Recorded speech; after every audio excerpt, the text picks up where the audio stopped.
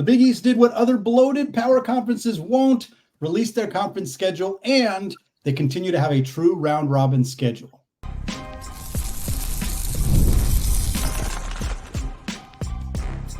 You are Locked On College Basketball, part of the Locked On Podcast Network. Your team every day. What's up, folks? Happy Monday, and welcome into the Locked On College Basketball Podcast, daily national college hoops show, part of the Locked On Podcast Network. Your team every day. We are your co-hosts. I'm Andy Patton. He is Isaac Shade. You are joining us definitely on our very first try on that cold open, not second, third, fourth, fifth try to get that cold open correct, folks. Thank you so much for making the show your first listen or your first watch of the day. We love having you here in September, 7 weeks away from the start of the college basketball season, folks. It is so close. We are so excited to be there. Want to thank all of you for making the show your first listen and remind you to join us on our Locked On College Basketball Discord channel if you have not done so yet. It is free to join. There's a link in the show notes on audio and video platforms. Today's episode of Locked On College Basketball is brought to you by 5 Hour Energy. Go to 5hourenergy.com, use promo code LOCKEDONCFB, and you'll receive 20% off your order. Isaac, we're talking Big East scheduling today. They revealed their conference slate of games. We're going to talk about our favorite matchups, some of the dates, the timelines for when these matchups are going to happen. We're going to talk about the fact that the Big East still uses round-robin scheduling, makes things a lot more even. We're going to talk about why we love that for the Big East Conference. We're going to close out the show with some recruiting updates as well. Big-time player named his top 4. We got a recruit committed to Houston. We're going to talk about all that stuff to close out the show. But Isaac, let's start with the Big East Conference schedule. Why don't you kind of give us a little bit of just a rundown on what we saw from this conference? I think it was announced on Thursday when they finally revealed their conference slate. That's correct, Andy. They announced this on Thursday. We were planning to talk about it on Friday's show. All of that got upended by all the Pac-6 wackiness that happened, and we felt that it was important to go ahead with that and then circle back around to this today. So, as you know, Big East still has 11 teams. That means with a 20-game schedule, you can do a true round robin, and that's what this will be. We've got dates. We've got matchups. This thing starts on December 10th. It's kind of similar to what the ACC does, starting to get a couple games in there early. The very first game, DePaul hosting Providence. Andy, what we don't have yet, interestingly enough, is times or the specific TV, which seems to be more of a common occurrence everywhere where we get, the ability to push games or pull games, all this stuff. Fox continues to be the main partner. CBS is going to have a select number of games split between CBS, like Flagship, Paramount Plus, CBS Sports Network, and brand new for the first time, Peacock is going to carry some regular season games along with the Big East tournament first round and 2 games of the second round. So Peacock, man, they're continuing to be a bigger player in general, Andy, in the sports space. And so if you don't have that Peacock subscription, either get one or steal it from somebody. Andy, speaking of that Big East tournament, it will be back at MSG, Madison Square Garden. If I remember correctly, it is the longest tournament that's been in the same venue, like concurrently. I don't know the years or whatever, but that'll be March 12 through 15. And Andy, I alluded to it a second ago. You mentioned it in the cold open. We still have in the Big East a true round robin. Andy, would you just take us into like why that matters and why that helps give us a better gauge of just how good these teams are or aren't? Yeah, I think, you see in a lot of other conferences, your scheduling is determined based on your record the previous year. And with college basketball, all college sports in particular, but with college basketball, sometimes rosters are turning over year after year. And so you may draw a schedule where, we're not playing the teams that finished 8th, 9th, 10th, or 10th, 11th, 12th, or whatever in the conference last year. But those teams might end up being a lot better versus, your team might be dropping. Like, I think it just creates a situation where when you're playing, every single team is playing every team the same number of times. At the end of the year, when you get your results, you feel a little bit more kind of comfortable knowing like, hey, this team, UConn won the conference by 2 or 3 games. Like they are clearly the best team in the Big East because they didn't win the conference by that many games because they, didn't have to play a Butler team that goes from 9th to 3rd. I'm not saying I'm predicting that that's going to happen, but like those are things that you see happen in other conferences where it's like, okay, well, this team kind of lucked out. This team didn't have to play this team, so and so. And so I think for the Big East, because they're at the number where it makes the most sense for them to actually be able to do that, why not? Why not put yourself in a position where every team is going to get the same shake?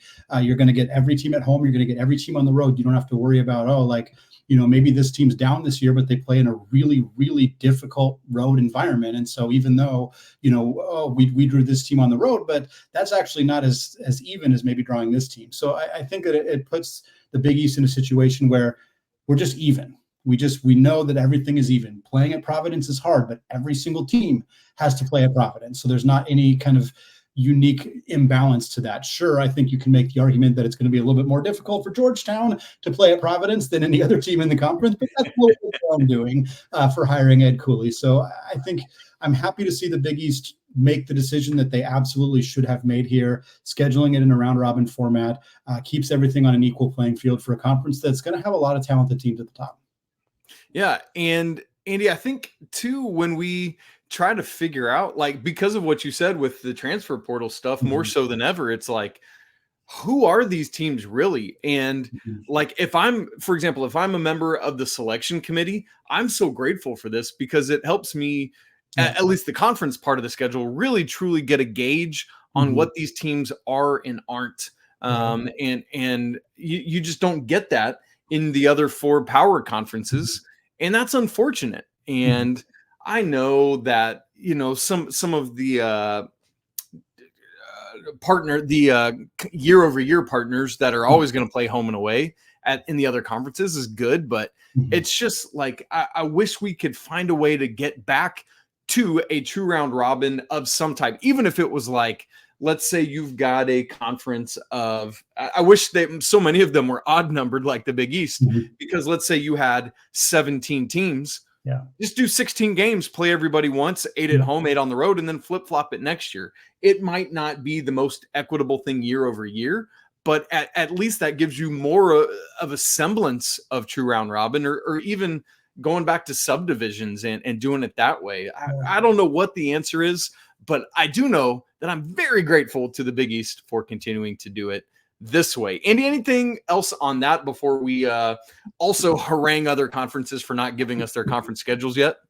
Yeah, looking forward to some more haranguing. But I would just add quickly, and with conferences also changing geographically in a significant way, I'm curious how the committee will evaluate that. Like if you're looking at, let's say, a Pitt team that is, on the borderline of being in the NCAA tournament. I pick Pitt because they always feel like they're on the bubble. And you're looking at them and you're like, okay, did they play at North Carolina? Did they play at Duke? Did they, what were their challenging games? But also, like, how many trips did they take to, did they go to Stanford and Cal? Did they go to SMU? Like, now are you factoring in those things? Like, is it more, those aren't very good teams, but it's a trickier road trip for those teams. Or maybe you take it to the Big Ten of like, yeah, this team is kind of on the borderline, but they had to make multiple trips all the way out west. Like, I don't know how much the committee will evaluate that. They have plenty of other things that they're looking at on their plate, but it's another thing that I think adds a bit of a wrinkle that is solved if you have a schedule like this, where you just don't even have to worry about it at all. Yeah. And for what it's worth, obviously we don't have the ACC schedule, which that's going to be a nice segue here in a second, but it does look like the ACC is going to do what the Pac-12 used to do and have kind of what partner scheduling or whatever they called it, where like just looking at the conference matchups, anybody that's playing Cal is also playing Stanford on the road. And anyone dumb to not do it that way. Right. Exactly. So anyway, speaking of that, Andy, we have the SEC schedule and now we have the Big East schedule. But as of today, Monday, September 16th, we are like a month and a half basically away from opening day. And we do not yet have the ACC, Big 12, or Big 10 schedule. And there's other conferences as well, but these are 3 of our 5 premier conferences. And yes, we have the matchups, but we don't know the dates or the where and the when. And Andy, I just feel like for fans, for traveling departments, we got to do better than that, right? It's frustrating. Yeah. I assume it has to do with some media rights deal. My first instinct was, it's probably like the football conferences, the conferences that focus more on football are prioritizing that, but the SEC's got theirs done, and that's the most football focused conference that's out there. So I'm assuming it's got something to do with media partners and kind of trying to organize all of that. Obviously, all these conferences are a little bloated. All of them have added teams this season. So maybe it's that. I mean, the SEC did too. So again, I don't know exactly what the situation is here, but it is I would be frustrated as a fan of any of these teams trying to figure out, like, I want to know, can I plan a trip around this time? Is there, what home game is going to be happening here? Like, it's frustrating to not have that known at this point, and hopefully it gets done soon, because like you said, we're not that far away from the actual season getting going, and not knowing who my team's going to be playing or when they're going to be playing certain teams for 3 months of the season is another thing that I think college basketball could do better to help generate some preseason excitement for their sport, because that's, as we've talked about a whole bunch of times on the show, that is an area that the sport could use some more kind of emphasis on prioritizing. And this is one of the things they're doing that's not helping. Anecdotally, I just had a buddy the other day who, knows what I do, what you and I do, that texted me and was like, hey, when is the ACC going to drop their schedule? I'm trying to plan some family travel around the holidays. And we can't do that yet because we're trying to get to a game for Team X or whatever. Yeah. And it's just like, yeah. So that's where we're at. It affects real people. That's how you make your presidential decision. How much does gas cost me right now? Anyway, Andy, I'm just obviously joking there. What are the key matchups? We want to keep talking about the Big East. What are the key matchups we're looking forward to in Big East play this season? We're going to discuss our favorites and some of the most intriguing, all that coming up in just a second. Right after I tell you about 5-Hour Energy. Folks, you need to grab a 5-Hour Energy shot to stay alert, to watch all your favorite games, man. It helps you get through that third quarter lull. I experienced some of that on Sunday afternoon. I don't mind telling you.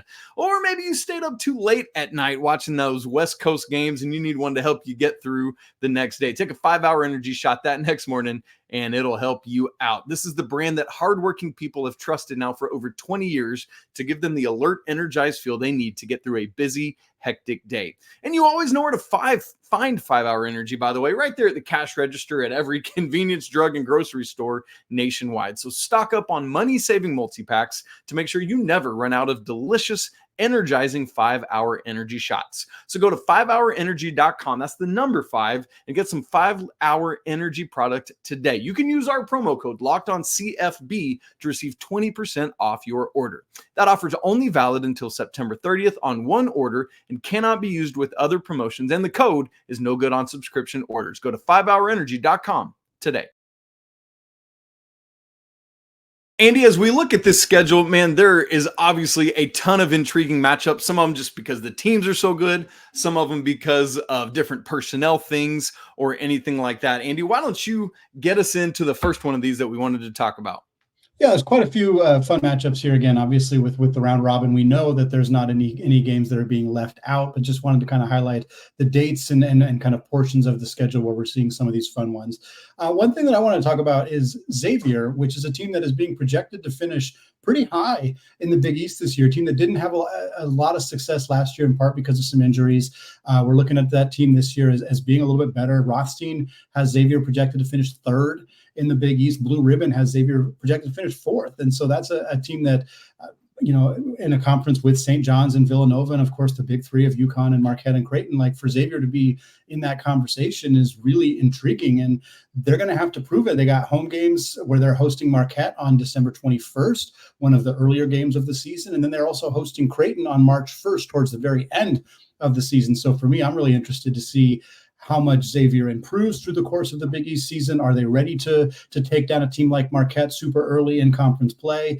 If not, are they going to be more prepared to take on a Creighton team towards the end of the year? You're going to see a fun matchup there. Ryan Kalkbrenner versus Zach Fremantle in the front court there for Creighton and Xavier. So I'm really excited about Xavier in general. I think is one of the more intriguing teams in the conference. I think it's hard to pick teams as being more intriguing than the back-to-back national champions in UConn or even St. John's team, who had a tremendous offseason with some of the additions they've made. But I think Xavier kind of sneaks under the radar a little bit, and I think that they're a team that it wouldn't shock me if they win one of those games with Marquette or Creighton coming to town. And it would surprise me if they won both, but I think it would surprise me less than it might surprise a lot of other people who maybe aren't expecting to see that kind of season for Sean Miller and the Musketeers. And Andy, that's a great point. I love what you said. Obviously, UConn is the most intriguing, but it's kind of in the same way as like the height of the Patriots thing or the height of the Yankees, where we're like, okay, so who can keep up with the Yankees in the AL East? Who can keep up with the Patriots in the AFC. It's like that kind of thing. Who's going to challenge? Yeah. And Xavier makes for an interesting thing there. By the way, I forgot to mention in my setup of this, we're only going to, because of the home and home, we're only going to mention each matchup once. So obviously Marquette at UConn and UConn at Marquette are awesome. We're not going to talk about both iterations of that because yawn. Andy, it's very interesting, and you didn't really know that you were going to segue me to this, but as you were talking there, you said this big three of UConn, Marquette, and Creighton. And how nuts is it as recently as 5 years ago to think that we would not include Villanova in the big three of the Big East? But that's where we're at right now, because in the Kyle Neptune era, they have not yet been able to prove it. They've got to start doing so this year, and some of that is going to take place on the road.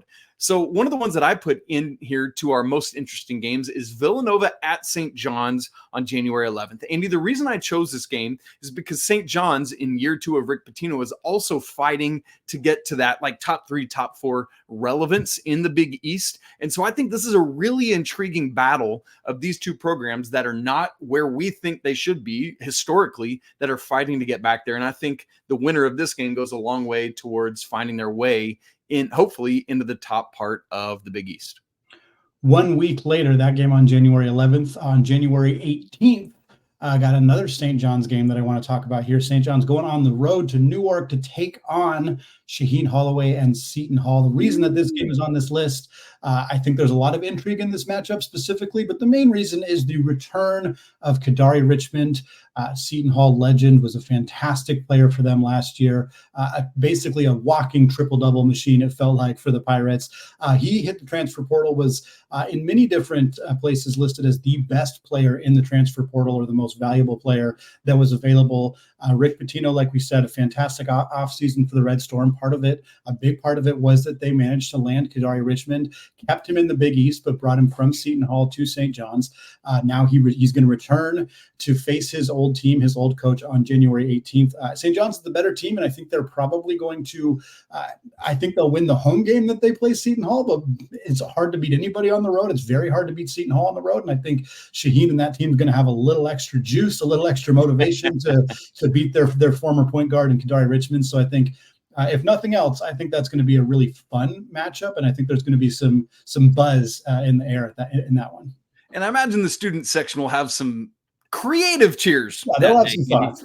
Let's keep going in time another week forward, which, by the way, is my birthday, January 25th. And I'm going to be happy that day. But a man who probably won't be is Ed Cooley, because just like last year when Georgetown went to Providence, man, it was absolutely vicious. So we're interested to see a couple things here. How will the Providence crowd handle Ed Cooley in year 2? And will Ed Cooley's hope at rebuilding Georgetown start to get back in the right direction? We know they recently landed a 7-footer out of Australia, Julius Halafanua. And there's talk about the potential of him as a one and done, kind of a fringe, who knows kind of guy. But could they get him and others going? We're going to find out. But Ed Cooley, good luck as you go back to Providence again this year.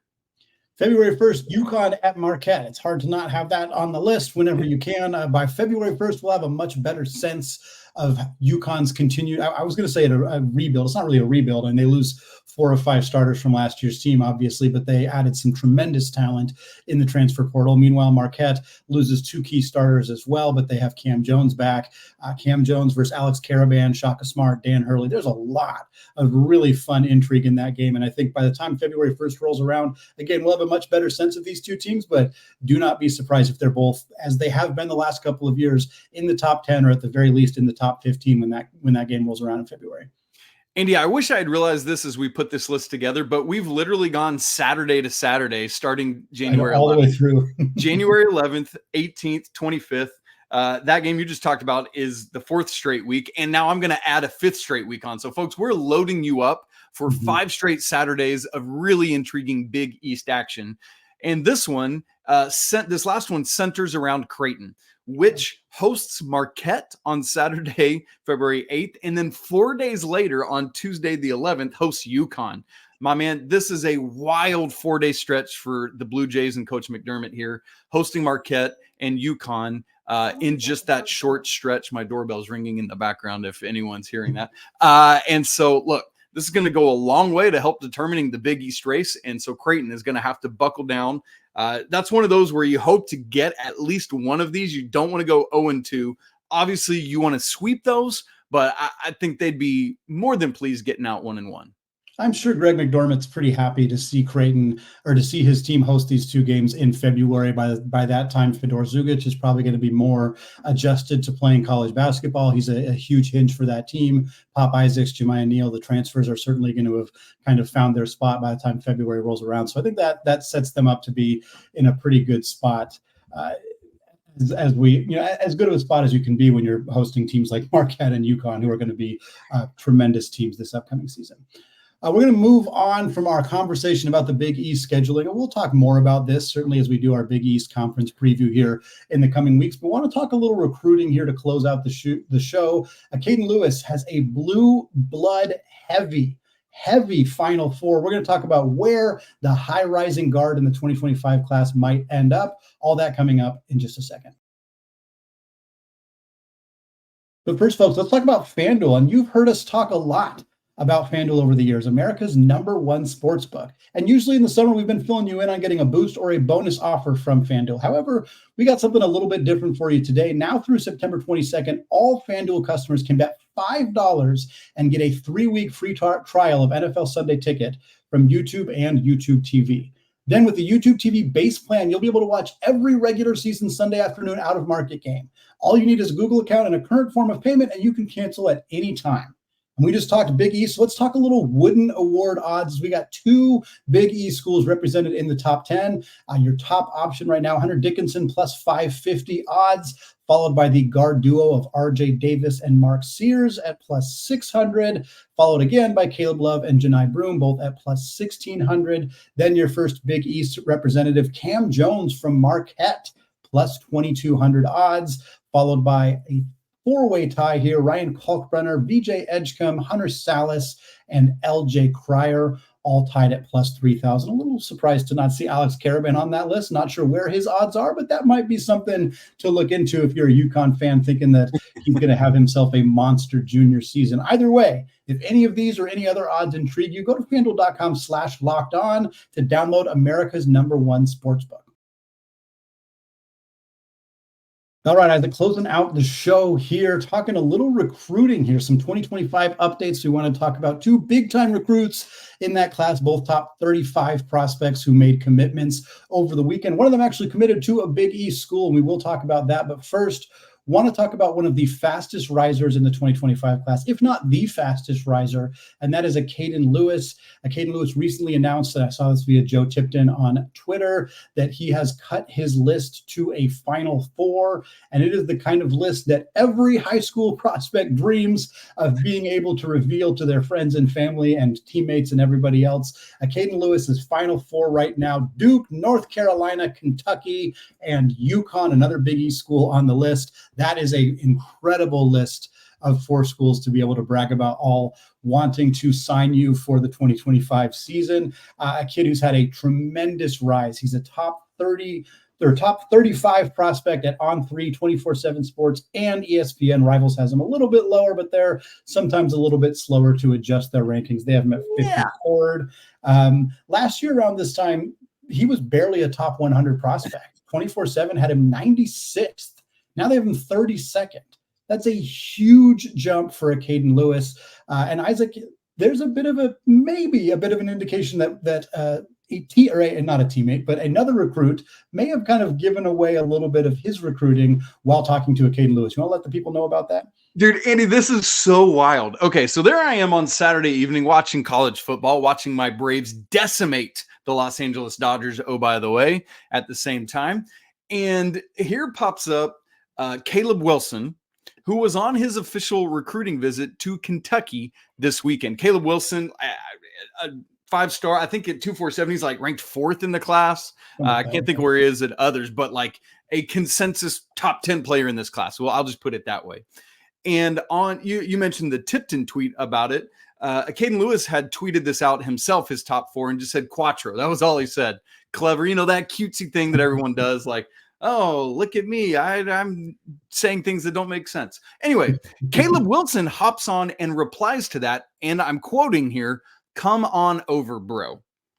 So, Andy, how else am I to interpret that other than Caleb Wilson, who's on his official visit at Kentucky, has like silently committed to Kentucky, is going to go there and is trying to get Acaden Lewis to come join him along with Malachi Moreno and Jasper Johnson. Oh, by the way, and obviously this is not 100%, but how else do you interpret that other than to say that? And I know that some of these other 4 schools that Acaden Lewis has, Caleb Wilson still has in his mix as well.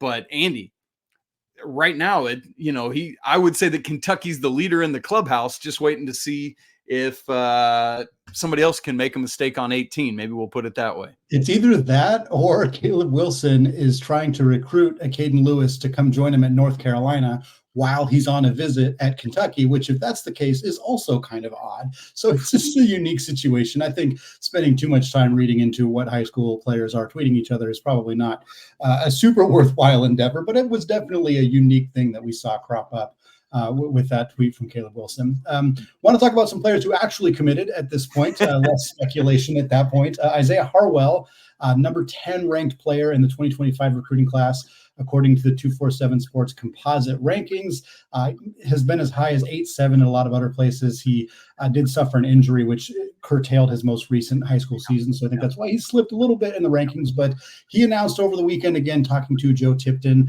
of On3, that he is going to Houston, joining Kelvin Sampson and the Cougs. He picked Houston out of a top 4 that included Cal, Texas, and Gonzaga. He is from Pocatello, Idaho, which is just across the border from Spokane, Washington. So a lot of people thought he was going to end up at Gonzaga. He'd been recruited very heavily by Mark Few and the Zags. Was playing high school ball at Wasatch Academy in Utah, which is the same high school as Nolan Hickman, current Gonzaga guard, attended there. But Harwell ultimately got swayed by Houston. Not a bad place to be by any stretch, certainly seeing the success of Marcus Sasser and LJ Cryer and Jamal Shed the last couple of years. Harwell's, most of the guys that go to Houston who end up developing an NBA caliber talents are not 5-star recruits to begin with. So will certainly be interesting to see how Harwell can develop in that incredible system for Sampson and the Cougs.